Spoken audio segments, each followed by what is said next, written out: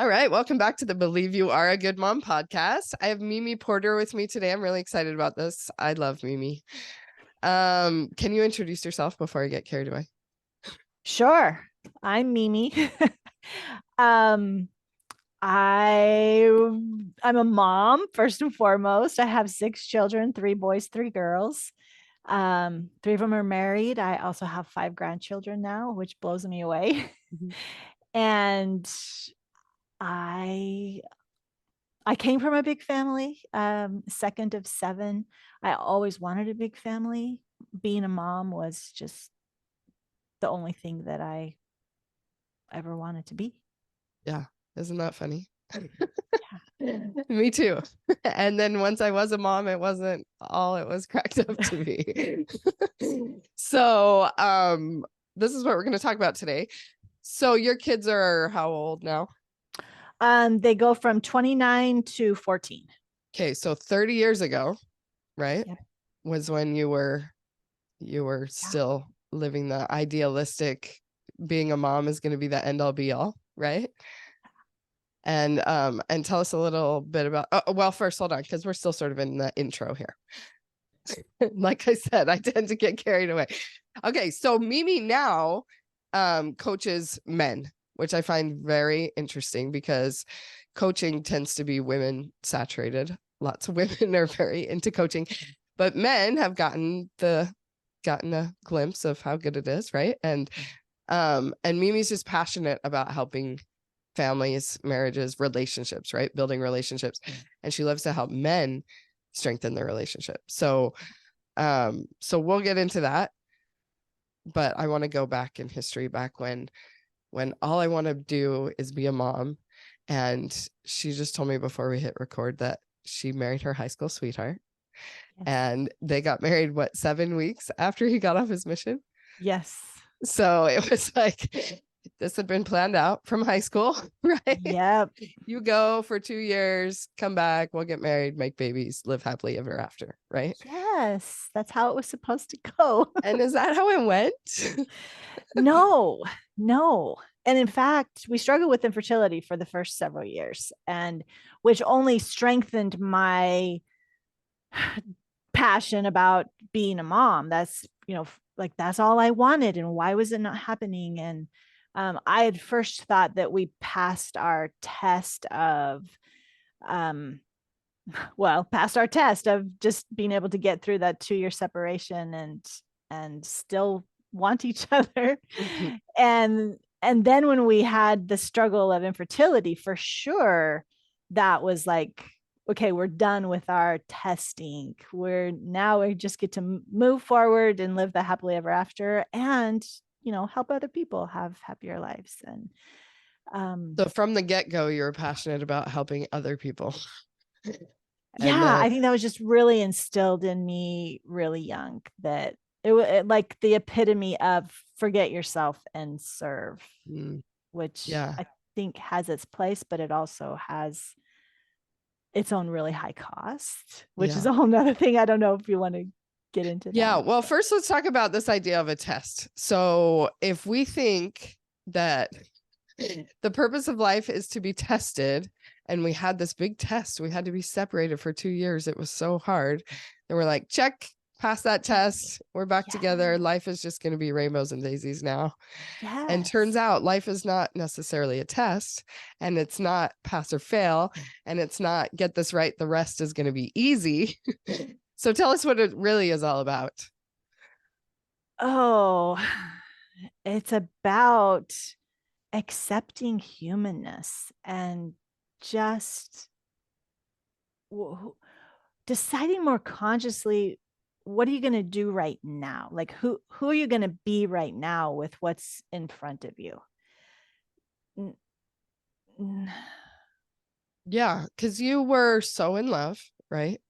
And you thought love was all you needed, right? Yes. And we're just going to help everyone else be so in love, and love is all they need. But turns out life is about challenge, right? And relationships are very challenging.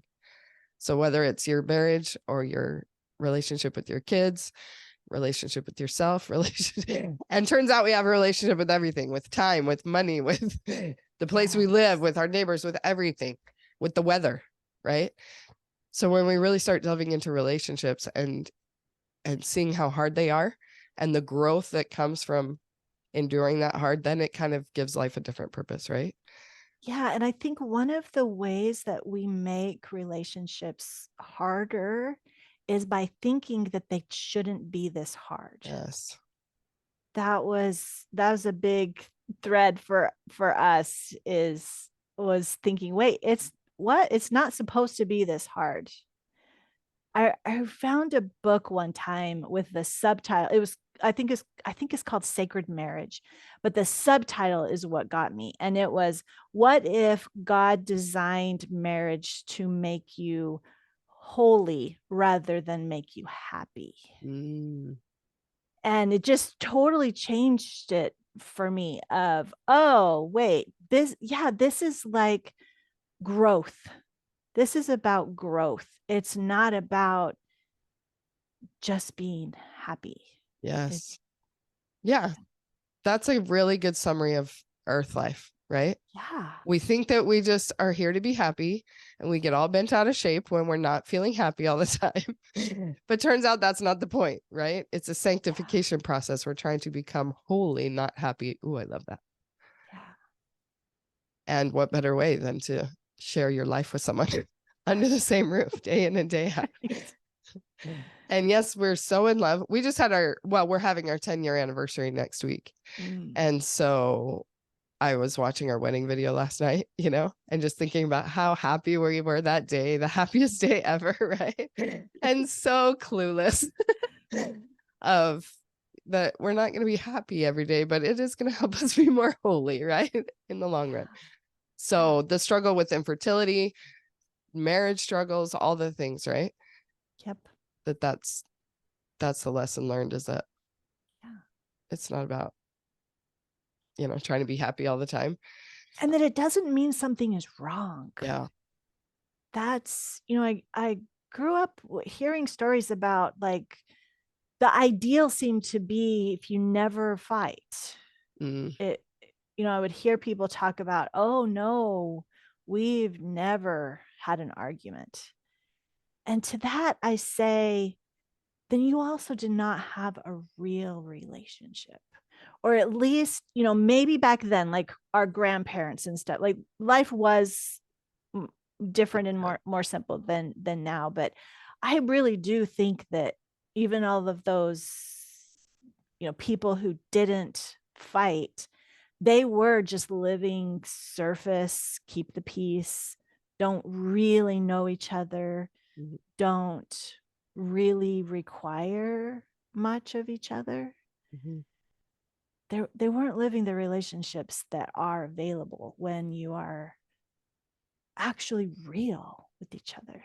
So much of, like, working with the men, so much of theirs is, I just need to make my wife happy. I just, so don't talk about that. She'll be upset about that. And they end up just tiptoeing and living such surface relationships that they don't ever really get to the real connection.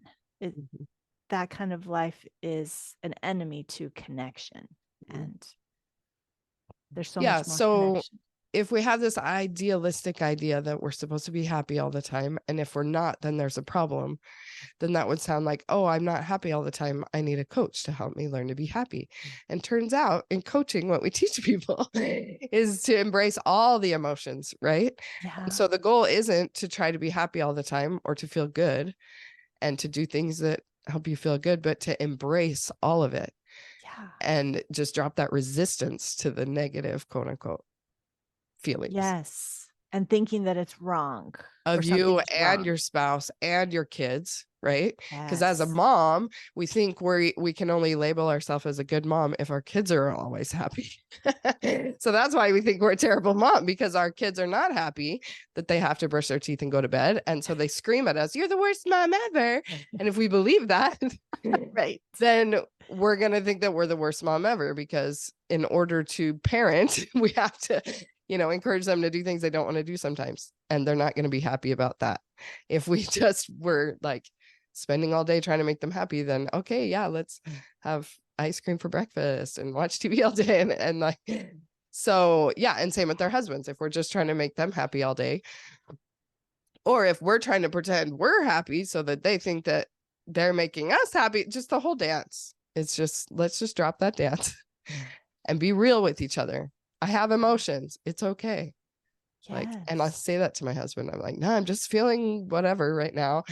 It's not about you. It's not, Not like, about it's just feelings. It's okay. And same with the kids, to hold space for all their big feelings and not make it a problem. Yes, I so wish I had known that in my younger years as a mom. I took it all on, made it mean all kinds of stuff. Now I learned differently. Yeah. Yeah. And that's all you can do, right? Is whenever you pick up these ideas, that take them and run with them, and your grandkids can learn that there's nothing wrong with being or Yes. feeling whatever feeling they need to feel. So tell us more about this idealistic mom that you were going to be until you actually had kids. Well, first of all, your idealistic life didn't work out exactly as you thought, right? That you were just going to Right. get married, make babies, live happily ever after. Yes. In fact, none of my kids came when they were supposed to, Supposed which to. is why there's 14 years from start to finish. Mhm. Yeah,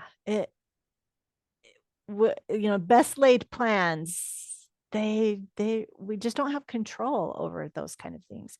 But and I think the poisonous thought right there is it's supposed to be this way, Yeah. or this, it wasn't supposed to happen this way. Mm-hmm. That's just poison for dealing with what we're given. What if we're Yeah. thinking that it shouldn't be like this, then we've given all of our power away. We And we're in a tug of war with God. Yeah. Because what is, the Yes. reality in front of our face. And then when we had, our idea of what we thought would be, then we're just arguing with reality, and we're basically arguing with God. Like, he's Yeah. like, no, this is my plan. Yeah. And you're like, no, I have my own plan. I early on, like at the end of high school or something, heard this Chinese proverb: if you want to make God laugh, tell him your plans. Oh, yes. Because I was gonna, graduate and go to BYU and go on a mission, get married, make babies, and like none of that happened. But early on, like, I mean, in high school, when I didn't even get into BYU, I was like, oh, I guess, God's laughing at me already. So okay, and became more open to different plans, right? But still today, I tug a war with him all the time. I'm like, I was gonna be a life coach someday, and he's like, how about now? And I'm like, no, someday. And how about now? So yeah. Yeah. Um, and then tell me how that affected your parenting then. So you finally get the kids, and then you're still kind of living in this idealistic, well, life is supposed to be rainbows and daisies now. I finally have what I've wanted all these years. Yeah. Yeah. And one thing that I didn't realize that I didn't have was the skills that I needed. I thought that just having that be my highest priority and believing in it, the value and the importance of motherhood and families was enough. I mean, I didn't like consciously think Right. that. It was just an assumption that I had. I had no idea that there was that I didn't know, right? It's like Mm-hmm. you don't know Know what you what you don't don't know. know. Yeah. So that was a big part of me for me. I think today there's so much help available, so much information. I mean, just these podcasts, Mm-hmm. right? That people have access to the internet. I was before all of that. Yeah. We didn't have access. We just had our own growing up, like learning, okay, I don't want to do that, or okay, I do want that. Yeah. But All things, you knew was what your parents did. And yeah, all of a sudden you're doing what your mom did, that for years you said, I would never do this, but it's just exactly. ingrained in your brain, and it's what comes naturally. And you don't have any skills or know-how of how to change your brain Yeah. to change what's happening. So then you're in even more resistance. Like, no, I wasn't supposed to be this kind of mom. This is what I Yeah. wasn't going to do. Yeah. So I had no idea. And I didn't realize that as I heard about like self-help stuff, I had some resistance to that. I just thought I already had what I needed. I don't know. It wasn't until my husband became a bishop, actually, and um, he asked me to help him find some resources for helping other people. Mhm. And so then, like, I had permission to look in the self-help aisle of the bookstore, which I would never would have on my own, because that indicates that there's a problem. And no, no, no, like, we have a perfect life. That Mhm. was like my thing. Mhm. And what didn't allow me to even see that there were issues that could be worked on. So when I had permission to find for other people, Mhm. I found a gold mine. Oh my goodness, what? I had no idea that such help was available, and realized, oh wait, like, we could use this help. This Mhm. is good stuff. This is important. This So that was kind of my opening my eyes to knowing what I didn't know. Yeah. Yeah, that's so interesting. That kind of leads to the stigma, right, of mental health, which I feel is lifting a little bit, but still it's like, no, I got this, because Yeah. as a parenting coach, we were like, oh no, I'm good. Like I know how to parent, whatever. And because we just don't know what we don't know, right? Right. And I mean, just that's one example, is like, why am I still stuck in the ruts that, like, I promise I wouldn't parent like this and I just continue to do it? Well, it's not because there's something wrong with you or you're a terrible mom. It's because of the way the brain works and the way and the traumas that you've lived through in your life and all the things, right?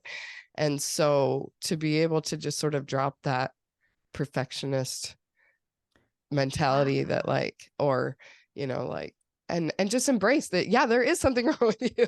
Like, you don't have to pretend to be perfect. We all know nobody's perfect, but we all go to church and trying to keep our kids in line so that we look like a good mom. And but I gave up on that a Yeah. while ago, and You I'm a make mess it on the so back row, and much. everybody can just know we're a mess. And yeah, I am a coach, and that means I embrace that I'm a mess, not that like I have some sort of perfection check.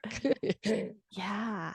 Yeah. It's that expectation. Something that you just said brought up along the line for me. I learned that shame Mhm. is an acronym Ooh, that fun. really, really helped me. So here's what it stands for. All of you who feel shame, Mm. it stands for should, have, already, mastered, everything. Yeah, right. And that's really what I mean. Every time I share that, like, it makes me emotional, because that's the heavy burden that we carry so much. That expectation that we already should know. Not only should we know, but we should be good at it. Mhm. And that is just poison and causes us to feel a lot of shame. But if we can consider that we would never expect our children to have already mastered everything.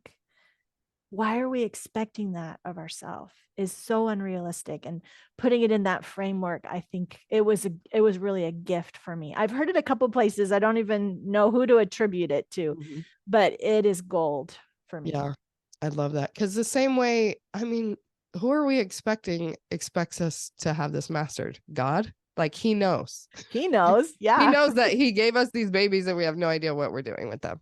Like, just as you said, we don't expect our kids to know everything. Like, we're teaching them skills to live life.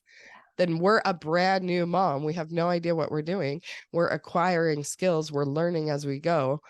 Who's expecting us to be perfect at this as soon as Yeah. that baby's Just handed to us? us. Like, yeah, Just it's us. just us. Yeah. And it's the shame that makes us want to hide and pretend and say, no, we're good. We're good, but Mm. hopefully we at least have some sort of friend or somebody that we can get real with, right? At a play Mm. date and be like, I know it's the worst, and be able to pop that shame bubble a little bit to realize that you're not alone. Like, everyone Yeah. is dealing with this. And when we're all hiding in our shame bubble, like, I should have mastered this already, then we lose that connection with other moms and the growth that can come Mm. from acknowledging, like, I have more to learn, and that there's Yes. absolutely nothing shameful about that. Right. It's that Yeah. pretending that everything is what it's not is such a barrier between people. Yeah. And I love how you nailed it in your own story. Sorry, my cold. Cold in the summer. It's so bad. Um, in your own story, where you just the desire to be a mom, was qualification enough to be a perfect mom, like in your mind. That's what you thought. And so we carry around these stories that we have no idea. And that's what coaches do, is like, wait, did you realize that you're thinking this?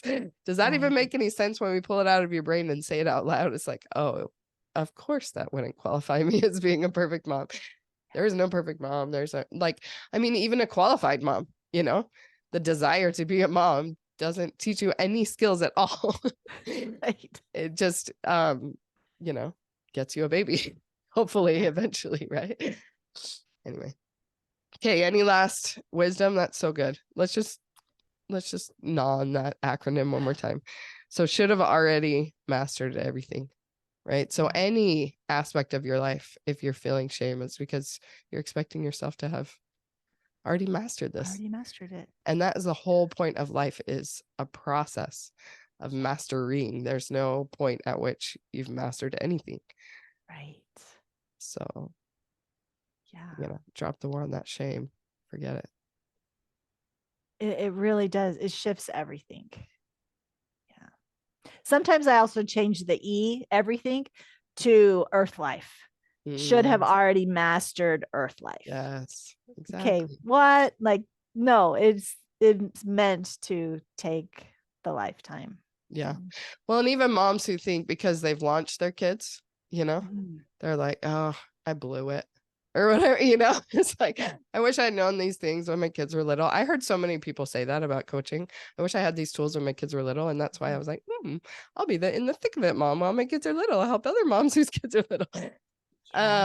But you didn't blow it. You're still a mom forever, like ever, eternity. There's no point at which, like, you can't continue to mother your children. Yeah. Well, a thing that I like to use with this is, I like to say we have our own lens, where that we're viewing everything through our lens that's made up of our life experiences, our values, our goals, our pains, our hurts. And when we're looking at ourselves in the past, we're expecting ourselves to have the lens that we have today. Like, I should have done things differently. I should have known something that we couldn't have known, because it took all these different experiences to do that. So it's really unfair of ourselves to expect today's lens to have existed before. And for me, that's been really helpful. That, and I change it into not I should have, but I can see that if I did have the tools that I have now, I totally would have behaved differently in that experience. But I didn't. And it's a cost to my own relationship with myself to be beating myself up over that. Exactly. So that's another aspect. Yeah. Yeah. And I do have the tools while my kids are little, and I still don't act the way shame says I should. Right. And so really, it's just another layer to beat ourselves up with once we have the tools. So forget that. And we just all are doing the best we can at every phase with whatever lens. So to just drop the shame and know that you are a good mom and you are a human, and it's all good. Yeah. And I think that word good too is really helpful to define for each person to define for themselves. Because it's, when we don't take the time to do that, it's just like this unreachable thing. Yep. But instead of what does that mean? Like, and even like taking a given situation, what does that mean here? It's not like an actual measurement that we stand up to, but okay, here's my situation. How do I want to show up in this situation? Or here's, what already happened. What am I thinking about it now that makes it not good? We're only finding a sliver of the evidence when we're doing that. It's not like anything is good or bad when we're talking about how we're showing up in relationship. Yeah, and it really is the black or white thinking that makes us think that way. Yes. It's like either we're good or we're terrible. Right. Yeah. It's like, how about there's a whole spectrum in between? But that's the very first exercise I take my clients on, is to actually write out this ridiculous list of expectations you have for yourself, Yes. And then we narrow it down to a couple that are really actually important enough to work on, because the Oh, rest, we good. just dropped the war on all of that. We're like, forget this list, just burn the list. You don't Yeah. have to like master, right, all the things on this list in order to qualify as a good mom. You just are Yes. good. And what do you want to work on? Like, of course, good doesn't mean perfect. And Yeah. so what, you know, 'Cause I think that's such an important thing, that we all have innately a desire to improve and be better. And we can see ways that we can improve, but we take that to our own detriment, that, oh, if there's something that is still yet to be improved, then I'm not good. And that's just so not true. that's totally not true. Yeah. And to catch our brain in those lies, and just call them Yes. out for what they are. They're full on Yeah. lies. Like even the Yeah. black or white thinking, it's a lie. That's not Yeah. truth. That's Not true. just the way our brain likes to do it to stay efficient. But Yeah. all right, Mimi, this was delightful. Thank you for coming and sharing Yeah. with us. Thanks. Can you tell people where they can find you if they have a husband that wants to work with you? Yes. Or Send maybe your it's a man husbands. listening to our podcast. I don't know. Right. And this is really my intent. So my podcasts are just super short. They're almost all less than 10 minutes, designed to just really nail something that they can take away. Yeah, So it's that's nice. called In the Good Guy Corner is the podcast. And then my website is thegoodguycorner.com. So fun. And Yeah. I'd So love, we were I'd love to talking have you. before we hit record also how weird it is that like men identify themselves as a good guy. Easy. They're like, I'm a good guy. Why is life hard? Right. That's what you coach them on. And I coach women on, I'm a terrible mom. And it's so hard for them to believe they are a good mom. And you're in the good guys corner. Like, no problem. The guys are like, yeah, I'm good. What? Yeah. So why is it so hard? Yeah. Yeah. And then they don't understand us, right? My husband's like, wait, what's this brain hack you're always doing? And I'm still a good mom. And he's like, well, duh. Of course you're a good mom. I'm like, wait, what? He's like, why is that so easy for you to believe? Like, I have to mantra myself into believing that I'm a good mom. Anyway, it's just interesting, the difference. Yes. Humanness. It's the Yeah. best. That's what we say around here a lot is, oh, the humans. Yeah. Right? Love those humans. Gotta Yeah. love them. Anyway. All right, Mimi, super fun. Thanks so much. All right. Thank you.